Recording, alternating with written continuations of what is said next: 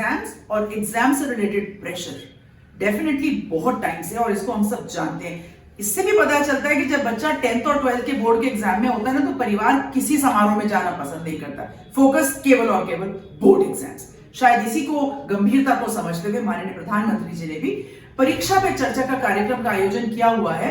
और इस बार पहली बार इतने सर्दी के मौसम में ये चर्चा हुई क्योंकि एग्जाम्स प्रीपोन हो गए हैं, तो वहीं पर कुछ ऐसे गंभीर प्रश्न आए जिनका कुछ अपेक्षित उत्तर था, उत्तर मिला या नहीं मिला, या क्या स्टूडेंट सुनना चाहते थे और क्या सुनाई दिया, इन सारी चीजों को आज अपने वीडियो के अंदर हम डिस्कशन में करेंगे। आप मेरे वीडियो को लाइक करें, चैनल को सब्सक्राइब करें और पूरा वीडियो देखिएगा।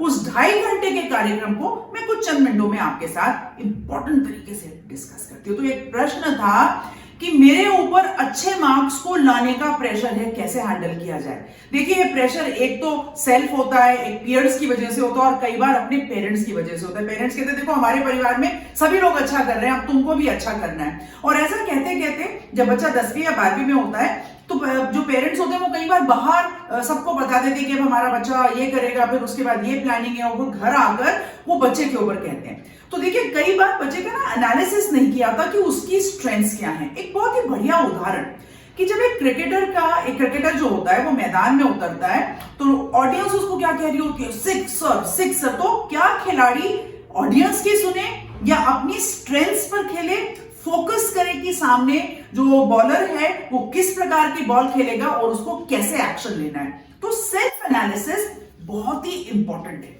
और सेल्फ एनालिसिस के साथ साथ ये ध्यान रखना जरूरी है कि मेरी स्ट्रेंथ्स और कोर कॉम्पिटेंसीज क्या हैं, क्या मैंने उसके ऊपर तैयारी करी है। तो अगर मैंने उसके ऊपर तैयारी करी है तो डेफिनेटली मैं सही खेल जाएंगे। अब उसमें सिक्सर आता है या चौका लगता है या बाउंसर होता है, ये अलग बात है। तैयारी किस चीज की सबसे ज्यादा इंपॉर्टेंट है। तो क्या है कि जब स्टूडेंट्स को अच्छे मार्क्स लाने का प्रेशर होता है तो आप तैयारी कैसे कर रहे हैं, कि आपने इससे पहले अपना सेल्फ एनालिसिस करके चला। एक और प्रश्न था जो मैं आपके सामने रखती हूँ कि पढ़ाई कहां से शुरू करें। ये समझ में ही नहीं आता कि डिफिकल्ट चीज को पहले करें या आसान चीज को पहले करें। तो देखिए, क्या होता है कि ना हम सबकी बड़ी खराब आदत होती है चीजों को डेलीगेट करते जाना। आगे कर लेंगे, कल कर लेंगे, पहले आसान चीज कर लेते हैं, फिर मुश्किल चीज कर लेते हैं। तो क्या है कि यहां पर इंपॉर्टेंट है कि जब आप कोई चीज स्टार्ट करें तो जो आपको जिस चीज में थोड़ा डिफिकल्ट, क्योंकि फ्रेश माइंड होता है, तो जो चीज आपको डिफिकल्ट लगती है वहां से स्टार्ट करें। फिर थोड़ी देर के बाद 25-30 मिनट का आप स्लॉट लें, फिर उसके बाद इंटरेस्टिंग चीज को पढ़ें और फिर वापस। तो आपको एक साइकिल बनानी पड़ेगी। तो जब टाइम मैनेजमेंट की बात आती है ना, यहां पर आपको करना पड़ता है माइक्रो मैनेजमेंट। माइक्रो मैनेजमेंट का मतलब ये पता लगाना कि मुझे क्या ज्यादा पढ़ना है, क्या वीक है, कितने समय के अंदर कवर करना है और मुझे क्या रिजल्ट या आउटपुट चाहिए। तब आप डिसाइड कर पाते हैं कि मुझे क्या पढ़ाई शुरू करनी है। तो इसका मतलब देखिए, जब किसी कक्षा को पार करने के लिए 1 साल का समय दिया होता है तो किसी चीज को मद्देनजर रख के दिया होगा ना। तो उसको अगर आप लास्ट में 6 हफ्ता पहले या 6 दिन पहले करेंगे तो प्रॉब्लम ज्यादा आएगी। उसको अवॉइड करने के लिए आप सही ढंग से टाइम को मैनेज करना स्टार्ट करें। तो ये बहुत ही बढ़िया एक अच्छी टिप है। अभी भी आप में से कुछ बच्चे जो एग्जाम्स देना चाह रहे हैं, कुछ चीजें आपकी बहुत अच्छी तैयार हो गई हैं और कुछ अभी नहीं उतनी अच्छी हुई हैं। तो टाइम है, आप उस पर अभी ध्यान दे लें, है टाइम अभी आपके पास। अच्छा, एग्जाम्स के अंदर बहुत सारे लोग अनफेयर मीन्स यूज करते हैं, फिर क्या करें। तो देखिए, जो भी कोई अनफेयर मीन्स यूज कर रहा है ना, ठीक है, शॉर्टकट है, शॉर्टकट से शायद उसको फायदा हो जाए, लेकिन ये मैंने अपने जीवन में भी देखा है। अनफेयर मीन्स को करके या शॉर्टकट से कोई आपसे आगे निकल जाए, लेकिन जिंदगी की लड़ाई नहीं जीत सकते। क्योंकि आपकी जो कोई कोर कॉम्पिटेंसी की बात हुई ना, जो आपकी कोर कॉम्पिटेंसी है ना, वो निकल के बाहर उभर के आएगी ही आएगी। कॉपी करके, कट करके, इधर उधर से देखकर, टीप के टेम्पररी हम छोटी मोटी सक्सेस प्राप्त कर सकते हैं और उसे जी दुखाना भी नहीं है। हम दुनिया को तो नहीं बदल सकते, हमें अपने ऊपर काम करना है। सिंपल सी बात यही है और इसी के ऊपर फोकस रख के आपको पढ़ाई करते चले जाना है। पेरेंट्स भी इस बात का ध्यान रखें, बिल्कुल परेशान ना हो कि देखो उसको सर्व सुविधा से मिल रहा है, क्या हम भी ये करवा दें, है ना। ऐसा बिल्कुल नहीं करवाना। आप अगर बच्चा अच्छा कर रहा है तो उसको लेट अस डू अच्छा सा। अब यहां पर एक ध्यान रखना है कि एक ना वो जो पुराना वो प्यासे कौवे वाली कहानी है, उसका बहुत ही बढ़िया उदाहरण प्रधानमंत्री जी ने दिया कि वो जब पानी कम था, फिर उसने पत्थर डाले, पानी ऊपर आया और पी गया।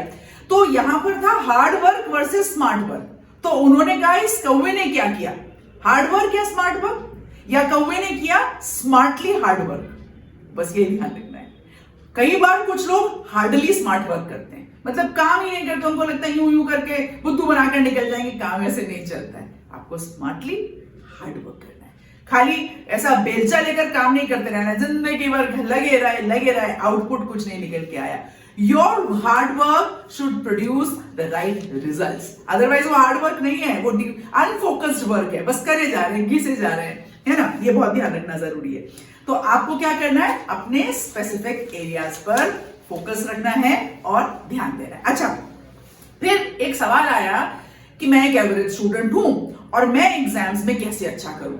तो सबसे पहले तो कॉन्ग्रेचुलेशंस कि आप और आपके माता पिता और शिक्षक ये सब मानते हैं कि आप एक एवरेज स्टूडेंट हैं, क्योंकि बहुत सारे लोग मतलब बिलो एवरेज होते हैं और फिर वो कहते हैं हम बहुत बड़े फन्ने खा, 30 मार्क खा। लेकिन वो क्या होता है कि ना, अपना लेवल, अपनी कैपेबिलिटी समझनी चाहिए, उसके अकॉर्डिंगली हम अपने जो हमारा फ्यूचर गोल है हम उसको सेट करेंगे और वहां पर एक्सेल करेंगे। और यही बात है कि जो एवरेज लोग होते हैं ना, देखिए एक्स्ट्राऑर्डिनरी होते कितने हैं, तो एक्स्ट्राऑर्डिनरी तो थोड़े से ही होते हैं, ज्यादातर जो लोग होते हैं वो एवरेज होते हैं। और यही एवरेज लोग एक्स्ट्राऑर्डिनरी टास्क करते हैं, क्योंकि उन्होंने आइडेंटिफाई कर लिया कि मैं इस लेवल पर हूं और मेरे यहां आउटपुट निकल सकता है और वहां से। देखिए नेशनल पॉलिसी ऑफ एजुकेशन में भी ना इसीलिए वोकेशनल स्किल्स की बात करी गई है कि अगर एकेडमिकली कोई साउंड नहीं है तो आप कैसे उस चीज को कहां पर टारगेट करें और आप अचीव करें। तो देखिए लोग, अगला सवाल था कि लोग मेरी बड़ी आलोचना करते हैं, लोग मुझे बुरा भला कहते हैं, फिर हम क्या करें।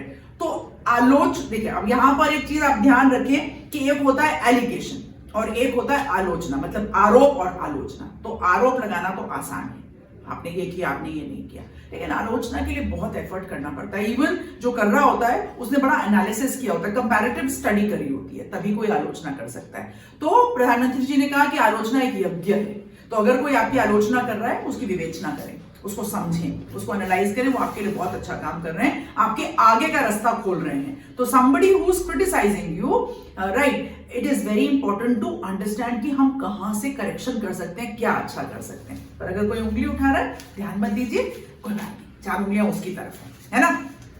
देखिए फिर एक प्रश्न था कि मुझे मतलब ये मोबाइल और सोशल मीडिया बड़ा डीफोकस करते हैं, मैं अपनी स्टडीज पर फोकस कैसे करें।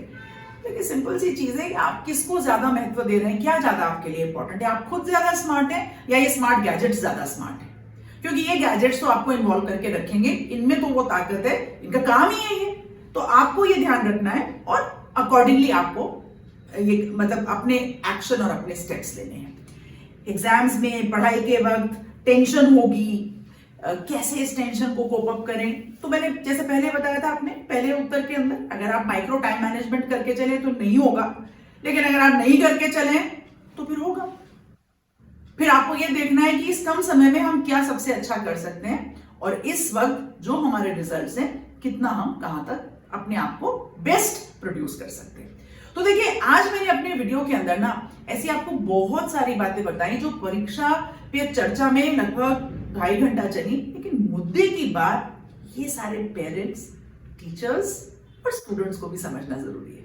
आई एम श्योर आपको आज मेरा वीडियो बहुत ही हेल्पफुल लगा होगा, तो आप इसको सबके साथ शेयर जरूर करें, वीडियो को लाइक करें, चैनल को सब्सक्राइब करें। आपके एनकरेजमेंट से मुझे हिम्मत मिलती है कि मैं बेटर कंटेंट आपके लिए बनाती रहूं। मैं हमेशा कहती हूं that everybody has a right to say I will wonder. आज के लिए जय हिंद।